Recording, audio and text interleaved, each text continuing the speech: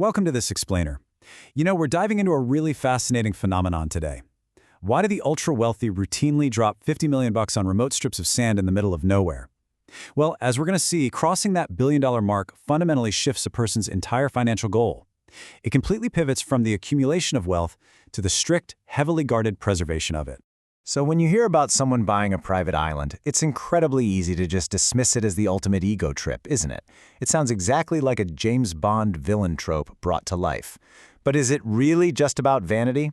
Well, up in the upper echelons of wealth, very few purchases are purely for fun. Buying an island is actually this highly calculated move sitting right at the intersection of psychology, legal leverage, and seriously advanced wealth management. All right, let's get into Section 1, the Island Paradox. We're going to explore why major figures like Richard Branson, Larry Ellison, and Mark Zuckerberg aren't just buying up beaches to get a tan. They're actively acquiring absolute scarcity and total control. In the wealth management game, diversification is literally everything. And that brings us to the concept of an uncorrelated asset. Basically, this is an asset whose value doesn't crash when the stock market takes a nosedive. Private islands are a strictly finite resource, right? We simply cannot manufacture more of them.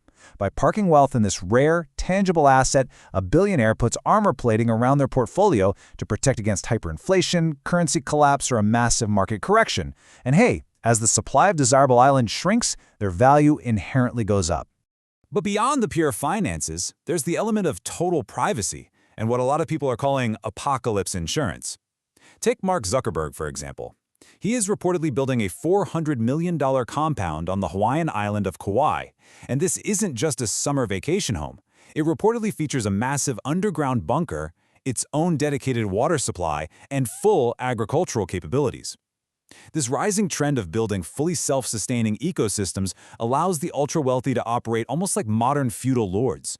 They get to control their own resources and security just in case of major geopolitical instability. Now, beyond the privacy aspect, islands unlocked the incredible power of jurisdictional arbitrage.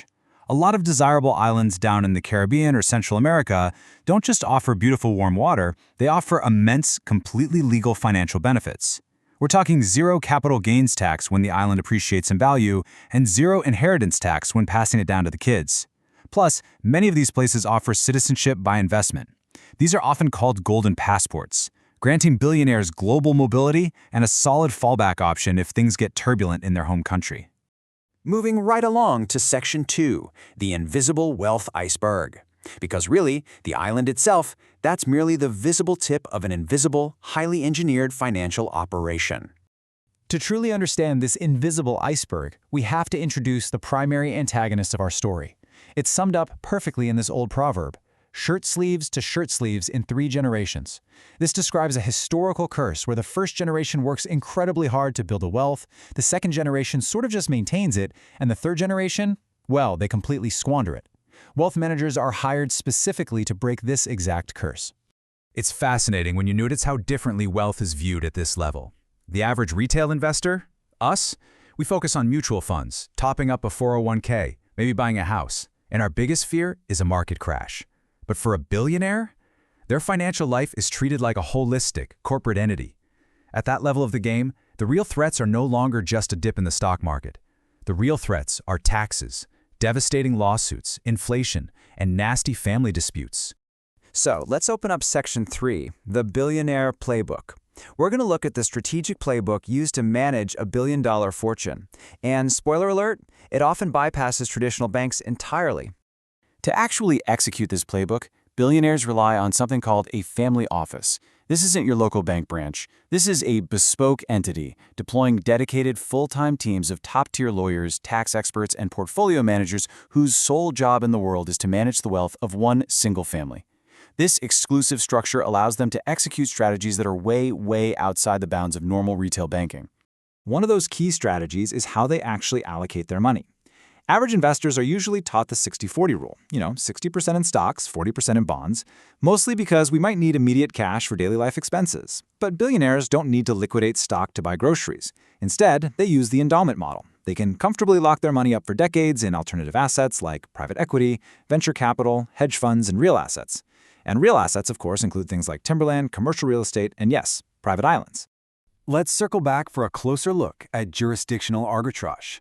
If a typical professional in the U.S. gets sued, their domestic accounts are wide open and exposed. But to a billionaire, that level of exposure is simply unacceptable. So their wealth managers literally shop around the globe for countries with the absolute strongest legal shields to protect assets from creditors. They utilize highly confidential offshore companies and trusts in places like the Seychelles, the Cook Islands, or Nevis. Just to give you an idea of how strong this is, look at the hurdles an American creditor has to clear just to sue a Nevis trust. An American court ruling won't even work there. You physically have to travel to the island. You have to hire a local lawyer. You have to post a massive cash bond just to get the right to file the suit. And then, after all that, you have to prove your case beyond a reasonable doubt. By design, these grueling, almost impossible hurdles make a billionaire's wealth virtually untouchable. Now, another major pillar of this playbook is taxes, and it is absolutely vital to understand the stark difference between tax evasion, which is completely illegal, and tax avoidance, which is entirely legal. Billionaires employ massive armies of accountants to meticulously and legally structure their finances, ensuring they neutrally pay the absolute bare minimum required by the letter of the law. Which brings us to a prime example of this legal tax optimization. It's often kept as a quiet industry standard, known as the buy, borrow, die strategy.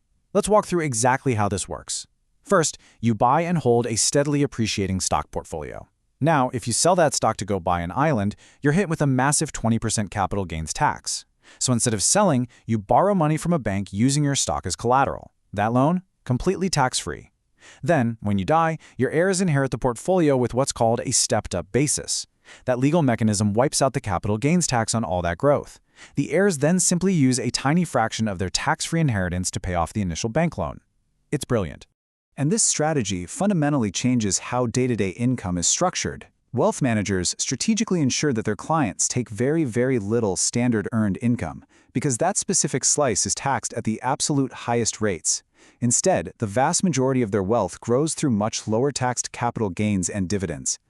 The playbook also heavily utilizes philanthropy. At this extreme level of wealth, philanthropy acts as both a moral pursuit and an incredibly powerful wealth management tool.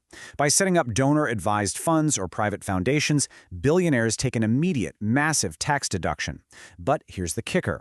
They don't have to give the money away all at once. It grows completely tax-free, and the family retains voting control over where that money eventually goes. This allows them to exert immense social and political influence, like funding think tanks and policy initiatives, while safely keeping the capital entirely out of government hands. All right, Section 4. Architecting a dynasty. Because you can have the absolute best tax structure in the world, but if the heirs just blow it all on sports cars and bad investments, the wealth still disappears. To prevent that nightmare scenario, wealth managers employ rigorous family governance. This involves creating a literal, formal family constitution that clearly outlines the core values, the strict educational requirements, and the philanthropic duties expected of the heirs. And the wealth managers? They step in to act as the neutral third-party enforcers of this constitution. This is highly strategic because it ensures the rules are followed strictly and the parents don't constantly have to play the bad guy. One of the absolute favorite tools in this governance structure is the spendthrift clause. Trusts are meticulously designed with these clauses to heavily restrict an heir's access to the actual money. For example, they might only get a payout if they graduate college, maintain a full-time job, or reach a certain age of maturity. It's a structured, legal mechanism designed to enforce financial discipline long after the first generation is gone. So bringing our whole narrative full circle today, let's just look at this. An island embodies every single one of these complex wealth management strategies we've just discussed. It is a finite, uncorrelated asset. It is a highly private, legally protected sanctuary, safe from public scrutiny. It almost always sits in a tax-advantaged jurisdiction. In essence, an island is a self-sustaining fortress, custom-built to outlast the rest of the world. Which leaves me with this final, provocative thought to wrap up our journey into the billionaire blueprint. The next time you see a headline about a billionaire buying a private island, ask yourself, are you just looking at the sand, or are you actually looking at the invisible financial fortress built beneath it? Thanks so much for joining me on this explainer, and remember to always keep questioning what's really beneath the surface.